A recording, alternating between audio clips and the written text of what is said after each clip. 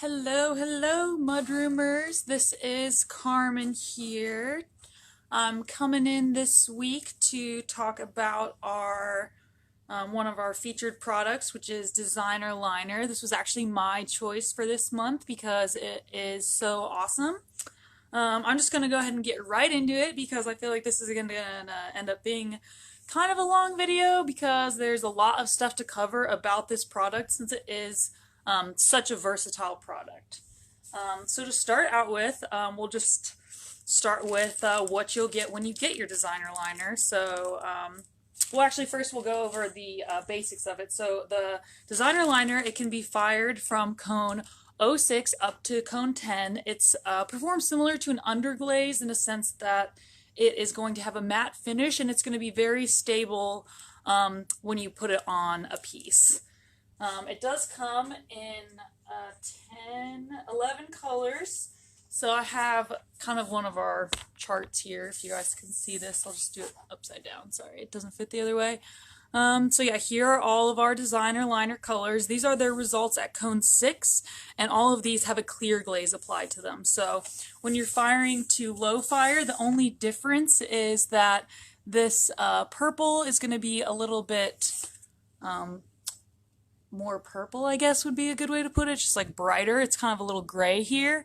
And then the dark green needs a zinc-free clear at cone 6, whereas cone 06, it's not going to react with any clear glaze. So here are all of the designer liner colors that we do have available. Again, sorry, this chart is upside down. It doesn't fit with my camera mount here the other way. So those are all the designer liner colors at cone 6. When you get your package of designer liner, it'll come just like this. You'll just want to open the package, and inside there's instructions and all sorts of little tips on the back here that you can go ahead and read.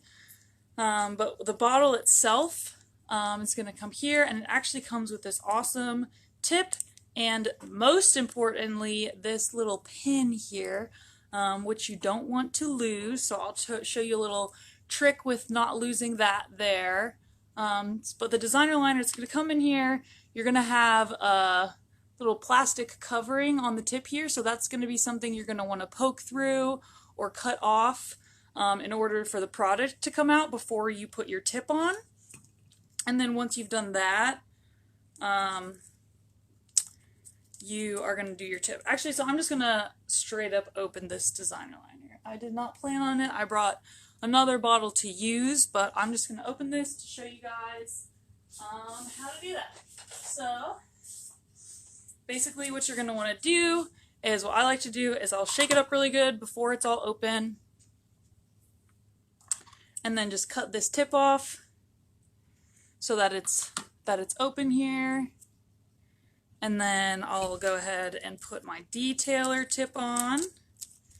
Again, don't lose that pen. So in order to help you not lose the pin, we like to just stick this pin through a bag so that you have a little flag for it. I often set them down and still have a hard time finding them, but this is really, really helpful so the pin doesn't just roll off the table. It definitely does make it easier to find, but when you have a cluttered workspace, it's kind of easy to lose it in that. So we have got our pin. I'll go ahead and put this tip on here, and then my designer liner is ready to use. So make sure in between uses you put this pin in the tip to avoid any clogging. So if your designer liner does get clogged, I will often just kind of soak the tip in some water and then use this pin to kind of dig the dried glaze out of there. And then if you do lose these pins, you can get them at Lowe's or something like that, just to replace them if you end up not being able to find them.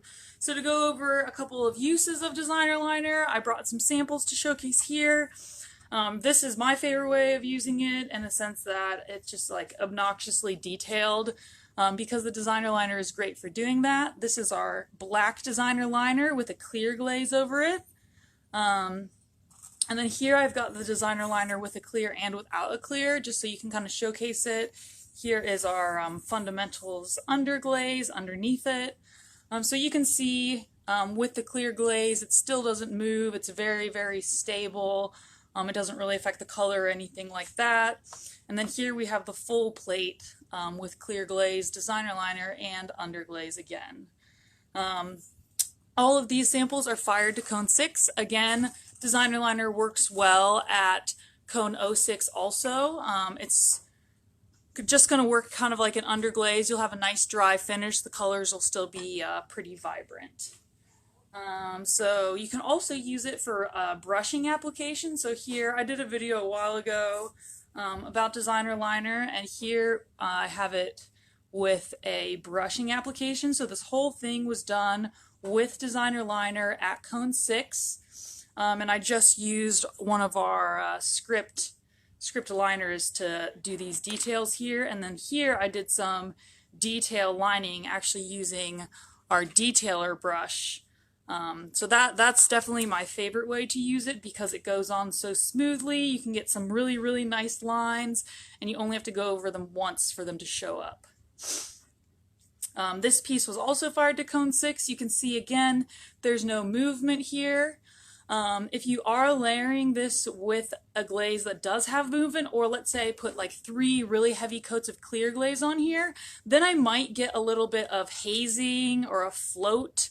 I don't really know what you want to call it, but it's almost just like this blue kind of blur that would happen to the line. So if you have really, really thick glaze on top of it, that'll affect it. Or if you have a glaze that is mobile, that will also make this be mobile if it's underneath it. So definitely keep that in mind when you're using the designer liner.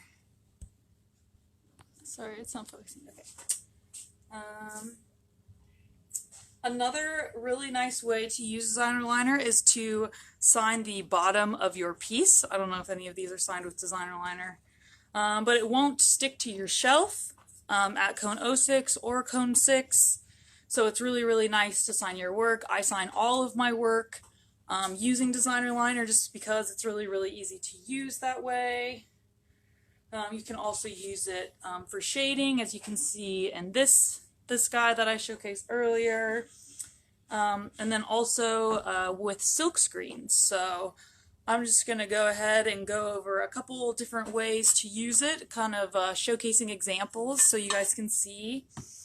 So when I first get my designer liner to go, I'm just going to shake it up, and then I want to get this designer liner in the tip here. So I'll just kind of do like a little, I'll move these guys out of the way.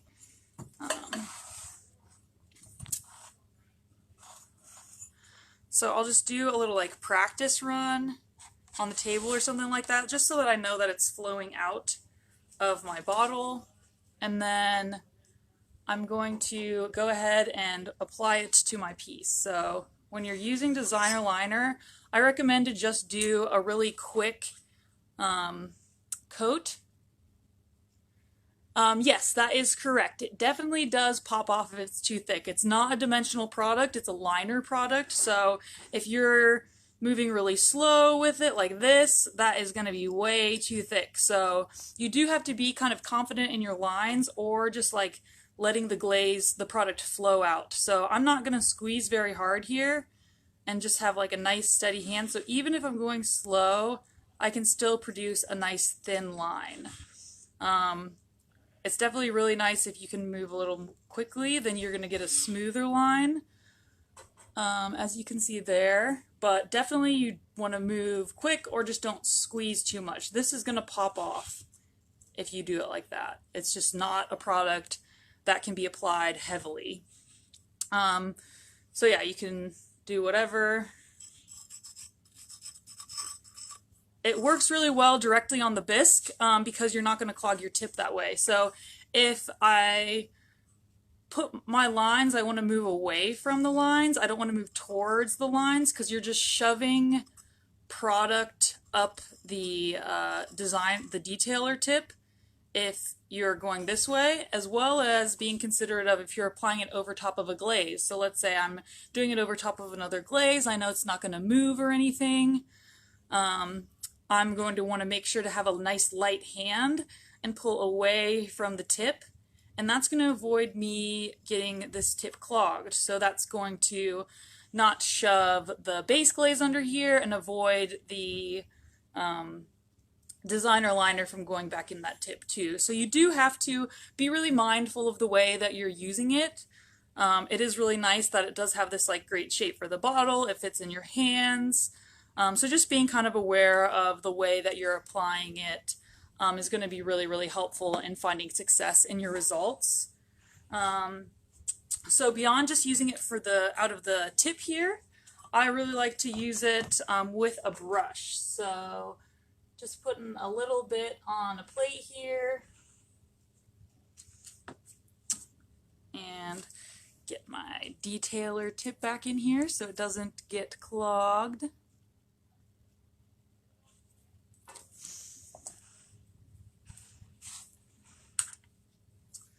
So whenever I'm going to use it with a brush, I will condition my brush, run it through here. I didn't bring any other colors, so I'm just gonna show you brush strokes in black, I guess. So since this is really, really heavily pigmented, it's nice that you can go ahead and get good coverage with 1 or 2 coats. So here, you know, we'll just put a nice little weird shape there. And I love using these script liners because you can create such a variety in your pattern that way. Again, I'm going to load my brush and just kind of do that weird thing again. So it works really well for larger surfaces. Just being mindful, you don't have to do 3 coats like you normally do. With a lot of our products, you can just go ahead and get away with 1 or 2 coats depending on how thick it's going on. When you're doing line work, you can definitely get away with 1 coat. I like to use our liner brush here, and in order to produce nice flowing lines, I will kind of like load a little bit of water into my product that I have on the plate here, and really fully load that brush and just kind of drag it through here. And that's a nice way to get your brush loaded so that you can make some really long lines. So here I'm just going to maybe like outline this thing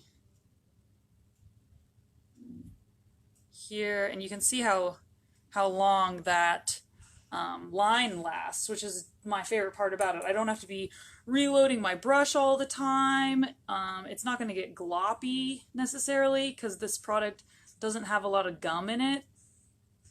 So I can get, like, look at how sweet these lines are. They're not even super thick or anything like that. I know this isn't like a very cool design. I'm just kind of making lines on here. But hopefully this kind of like showcases my point as to how sweet this thing is when you use it with a brush. You can just keep going because you're not gumming up your the tip of your brush with gum. And you can get those beautiful fine lines. Like, we'll just kind of run this guy to the end. Like, this is crazy. So yeah, all these lines look sweet. So yeah, we can use it in a tip. You can use it with a brush for brush work, full coverage. Line work is awesome. Out of the bottle, as well as using it with a brush. And then I was going to do a sample of using it with a silkscreen just for the sake of showcasing a silkscreen sample, and as well as just showing you that you can do it, because I don't think I've done silk screening on here really ever. So I'm just going to get a little bit more of this guy on my plate. And then in order to silk screen, we are going to need to use our silkscreen medium. So this is going to be what thickens the product so that we can push it through our silkscreen. I just like to take a little bit and kind of sprinkle it on there. Kind of like do a good even dusting on the whole top.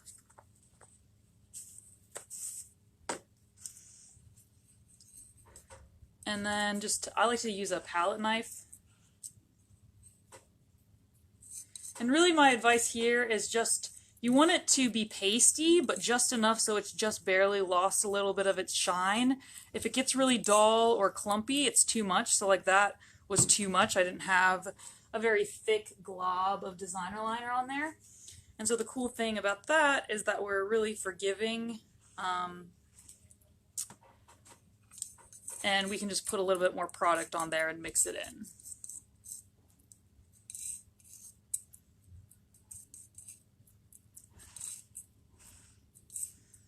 So still a little bit thick. Put a little bit more on there. I like it to still be a little bit tacky, but also pasty, if that kind of makes any sense.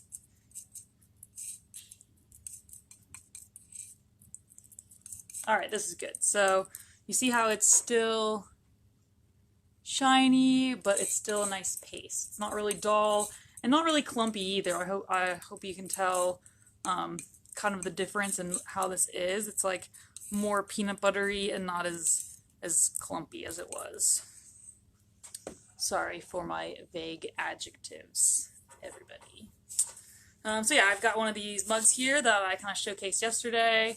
Got my little adventure person on there, and I'm going to use my silk screen. So my silk screen has two sides. I've got a shiny side and a not as shiny side. It's a little bit textured, so you can definitely feel it if you're having a hard time seeing it, because they both do kind of look shiny, especially in this video. You want the shiny side to be down. So this will just be a little tree on here. So I'm going to put my shiny side down and just I like to use my finger for this, just for accuracy kind of. So you'll just push your finger through here to do your image transfer. And if you move quickly, you can do multiple transfers in one go. So I'm just going to get this guy, I'll take it off, and then I'll just do another one. I like to do multiples on these, so then we have a nice little tree on here. So I'm going to give him a little tree friend over here. Press this through my silk screen again. And then you can do this multiple times and you'll kind of see where it's starting to give up on you a little bit, and that's when you're going to want to rinse out your silk screen. So pushing that through there, getting my second tree, and then I'll go ahead and put probably one more go out of this guy, and then I'll go ahead and rinse it before I add any more. So push here. I like to make sure my silk screen's outlined so I know where to stop, because otherwise as you can probably tell, it's kind of hard to see these silk screens here. So I kind of go over it an extra time on my third screen just to make sure it's pushing through. And then I've got my third silk screen there. So I'll just go ahead and set that in some water, and then I'll wash it in some cool water, and I can go ahead and reuse that. So I really do like to use this for the silk screens because it showcases them nice and dark, since it is such a highly pigmented product. And then otherwise, I'll just usually use this guy, sign the bottom of my piece here, get some glaze on him, and then he's good to go. And that's going to be fired to cone 6. But again, this product works really well at all firing ranges. So 06 up to cone 10. It's going to perform similar to an underglaze and not have a glossy finish or flux out onto your kiln shelf.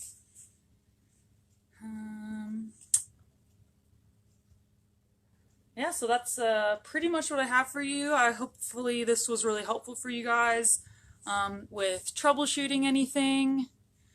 Your silk screens, it should be available at any Mayco distributor that's closest to you. We have all of our distributors listed on our website, and I believe that if you cannot find it from a distributor, you can order it actually directly from our website, and it'll kind of dispatch the order to the first distributor that picks it up. So Check out our website to find your closest Mayco distributor, as well as you can check out our online store as well. Yes, we do have distributors in the UK. Yep, they're all listed on our website. You can search based on your country and region. So definitely check that out. So if anybody doesn't have any more questions, I'm going to go ahead and sign off here. We're going to repost this to YouTube so you guys can come back and check it out, and feel free to drop any more questions that you have in the comments. I'll definitely be sure to come back and answer them. I hope that I covered everything for you guys today, and yeah, until next time, take care.